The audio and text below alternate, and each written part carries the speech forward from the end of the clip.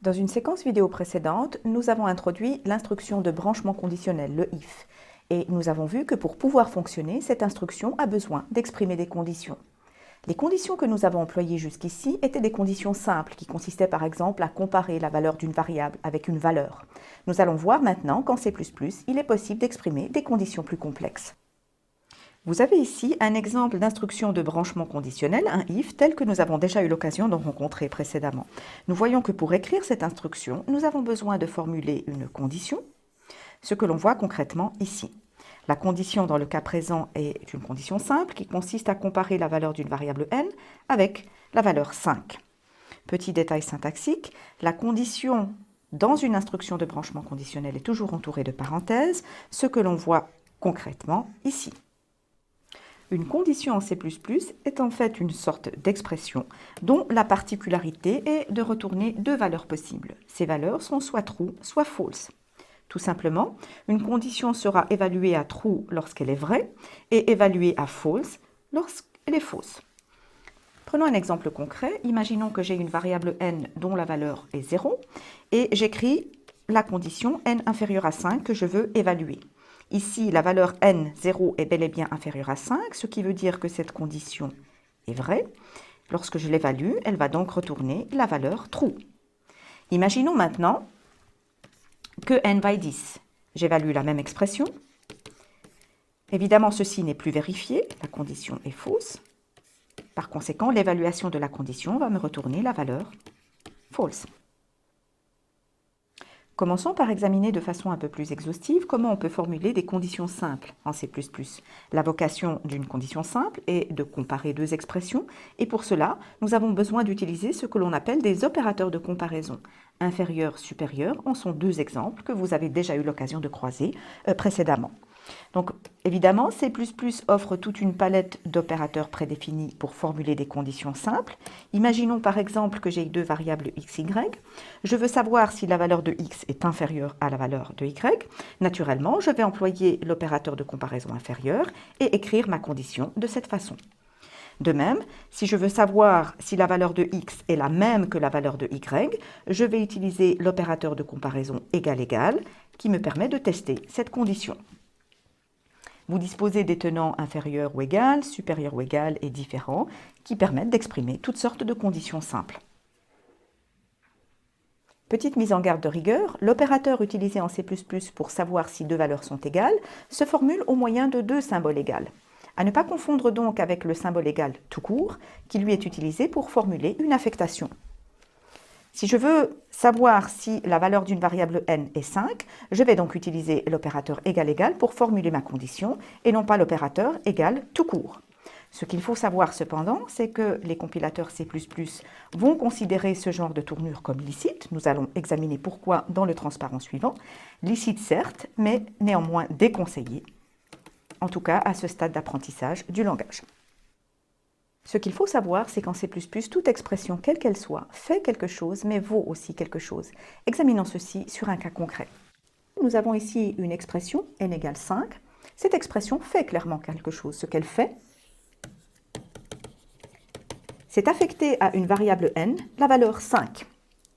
En C++, cette expression vaut aussi quelque chose. Ce qu'elle vaut, c'est la valeur de n après l'affectation. Donc l'expression n égale à 5 vaut 5. C'est pourquoi il est parfaitement licite d'écrire quelque chose comme ceci, m égale à n égale à 5, ce qui a pour vocation d'affecter à une variable m ce que vaut cette expression, c'est-à-dire 5. Il est donc tout à fait correct d'écrire quelque chose comme ceci, if n égale à 5, ce qui est équivalent à écrire n égale à 5 et if 5. Sachant qu'en C++, toute valeur non nulle est équivalente à true, cette condition sera toujours évaluée comme étant vérifiée. Notez qu'en termes de bonne pratique, il est tout à fait déconseillé d'avoir recours à ce genre de tournure. Je ne l'ai montré ici de façon détaillée et explicite que parce que confondre égal et égal pour effectuer une comparaison est une erreur couramment commise par les débutants. Donc dans l'absolu, ce genre de tournure est à éviter, même si elles sont tolérées par le compilateur. Illustrons maintenant sur de petits exemples l'utilisation de conditions simples en C++. Nous avons ici le cas d'un petit programme qui commence par déclarer deux variables a et b en leur affectant des valeurs initiales, respectivement 1 et 2. Nous rencontrons ensuite une instruction de branchement conditionnel qui teste au moyen d'une condition simple si la valeur de a est la même que la valeur de b. Ceci se fait au moyen de l'opérateur de comparaison égal égal. Comme cette condition n'est pas vérifiée, le résultat de l'évaluation de la condition sera la valeur booléenne false, ce qui aura pour conséquence de faire brancher l'exécution sur le bloc else de l'instruction if et donc va causer l'affichage du message K2 que l'on voit ici. On continue ensuite l'exécution en séquence et on rencontre une deuxième instruction de branchement conditionnel qui cette fois va comparer la valeur de 2 fois A avec la valeur de B. On remarquera ici au passage que les opérateurs de comparaison permettent non seulement de comparer les valeurs de deux variables, comme c'est le cas ici, mais également les valeurs de deux expressions de façon plus générale. Si l'on évalue ici 2 fois A, on obtient la valeur 2, qui est la même que la valeur de B, et donc le résultat de l'évaluation de cette condition sera true, ce qui aura pour conséquence de faire brancher l'exécution sur le bloc positif, le bloc vrai de l'instruction if. Ceci provoquera l'affichage du message B est égal au double de A, comme on peut le constater ici. En termes de bonne pratique, nous avons ici affaire à une expression qui est relativement simple. Vous noterez cependant qu'il est conseillé, lorsque l'expression se complexifie, de parenthèser ces termes. Donc ici, on pourrait déjà commencer à le faire en parenthésant par exemple cette partie de l'expression, ce qui rend l'expression beaucoup plus lisible. Nous venons de voir comment exprimer des conditions simples en utilisant des opérateurs de comparaison. En pratique, il est souvent nécessaire de combiner plusieurs de ces conditions simples pour formuler une condition plus complexe. Pour combiner des expressions simples, nous avons besoin d'utiliser un autre type d'opérateur, les opérateurs logiques. Par exemple, l'opérateur logique et, qui en C++ s'exprime soit au moyen du mot-clé AND, soit au moyen du symbole et, est un opérateur fonctionnant avec deux opérandes qui sont des expressions logiques, c'est-à-dire des expressions retournant true ou false.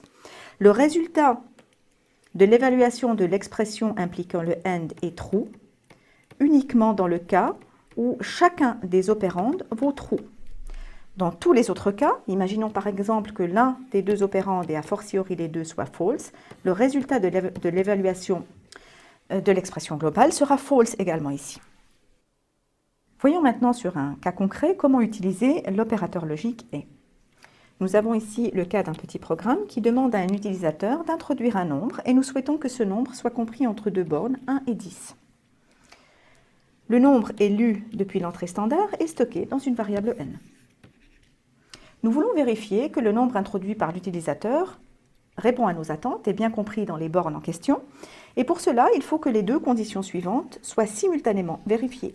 Il faut que le nombre introduit soit supérieur ou égal à 1 et inférieur ou égal à 10.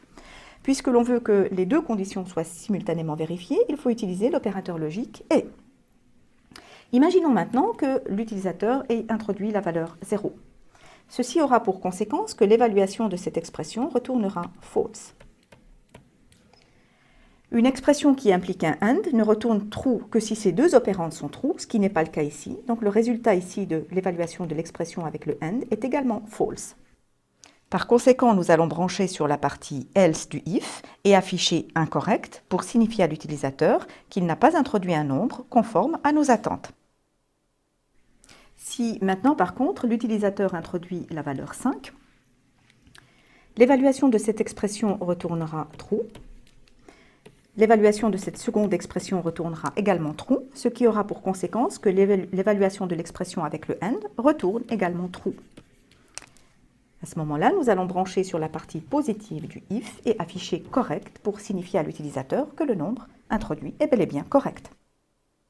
Autre opérateur logique usuel, le OU, qui en C++ s'exprime soit au moyen du mot réservé OR, soit au moyen de double barre verticale. Tout comme pour l'opérateur logique et, l'opérateur logique OU requiert deux opérandes qui sont des expressions logiques, c'est-à-dire retournant true ou false. L'évaluation de l'expression avec un OU retourne true si l'un ou l'autre, pas forcément les deux, l'un ou l'autre des opérandes retourne true. On voit donc bien que La seule situation où une expression logique impliquant un ou retourne false est la situation où les deux opérandes retournent false. Dans ce cas-là, l'expression avec le or retourne aussi false. Illustrons maintenant l'utilisation du ou logique sur un petit exemple concret. Ici, nous avons le cas d'un petit programme qui demande à l'utilisateur d'introduire deux valeurs. Ces deux valeurs sont saisies depuis l'entrée standard et stockées dans deux variables m et n. Nous souhaitons dans le cas présent que l'une ou l'autre des deux valeurs saisies au moins soit positive. Puisqu'il nous suffit que l'une ou l'autre des deux valeurs soit positive, nous testons cette condition au moyen de l'opérateur logique OU. Supposons dans un premier temps que l'utilisateur introduise les valeurs 1 et -1. Dans ce cas, cette expression, le premier opérande, sera évalué à true, puisqu'il est effectivement positif. Et donc, l'évaluation de l'expression retourne true, puisqu'il suffit que l'un ou l'autre des deux opérandes soit true pour que le résultat soit true pour l'expression globale. Et donc, c'est bel et bien le message « au moins une valeur est positive » qui sera affiché dans le cas présent. Supposons maintenant que les valeurs saisies soient -1 et 1. Dans ce cas, l'évaluation de cette première expression retourne false. L'évaluation de la seconde expression retourne quant à elle true. Puisqu'il suffit que l'un ou l'autre des deux opérandes soit true pour que l'ensemble soit true, l'évaluation de l'expression globale retourne true. Et là encore, c'est le message « au moins une valeur est positive » qui sera affiché. Dernier cas de figure, imaginons maintenant que l'utilisateur saisisse les valeurs -1 et -1 pour chacune des variables m et n. Dans ce cas-ci, l'évaluation de la première expression va retourner false. L'évaluation de la seconde expression retourne également false. Puisque les deux opérandes sont évaluées à false, l'expression globale retourne également false.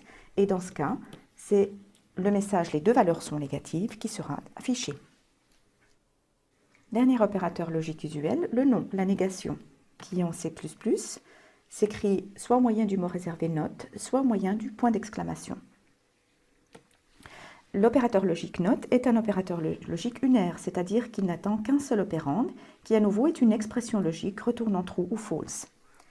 La vocation de l'opérateur logique note est de retourner la négation de la valeur de son opérande. Par exemple, supposons que ici l'opérande soit évaluée à false, ce qui signifie que A est supérieur ou égal à B. L'évaluation de l'expression globale avec le note retournera la négation de false, c'est-à-dire true.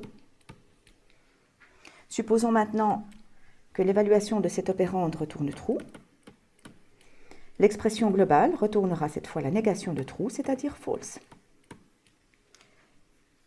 Nous aurons l'occasion de voir plusieurs exemples d'utilisation de l'opérateur note dans la suite du cours.